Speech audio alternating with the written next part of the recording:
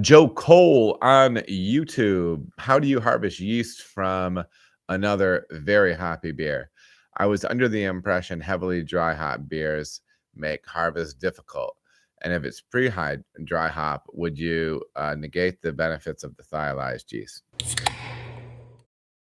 So yeah, this is from the series that I'm releasing right now with me brewing with a repitch of a repitch strain of Heliogazer.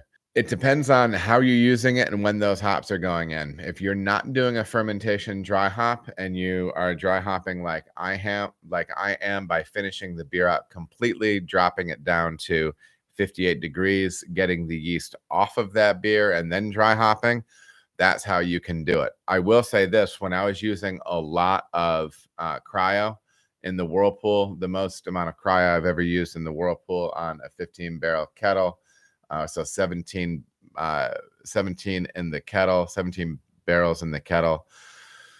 I used, I think, 33 pounds of cryo hops in the Whirlpool on that. And it was a good beer. But the beer was green. The wort was green coming out and not green with vegetation, just green with hop oil. And when I was screwing around with stuff like that, it was hard to get a repitch off. Like that yeast was increasingly greener.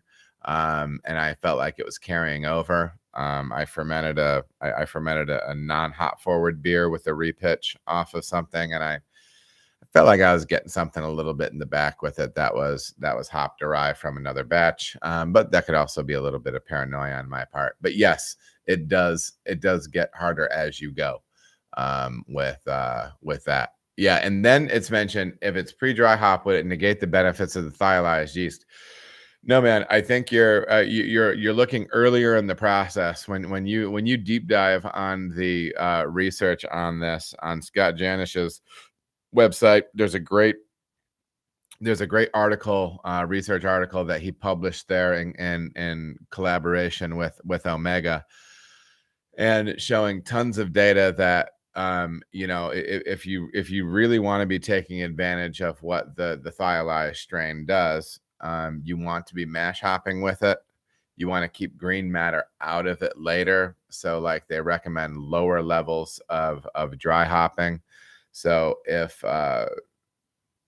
you were to mash hop this beer and then throw a big massive Whirlpool edition with like standard T90 pellets or a big massive dry hop edition, you're actually going to be pulling thiols out of solution. Now that might not be the correct scientific term for it, but you will be diminishing the impact of the thiols on that beer.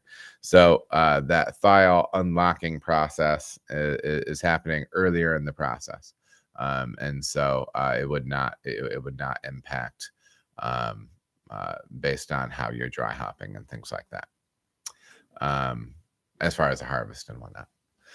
So thank you, Joe.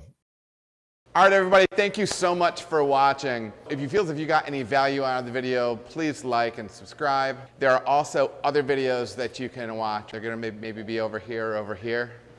Appreciate you watching.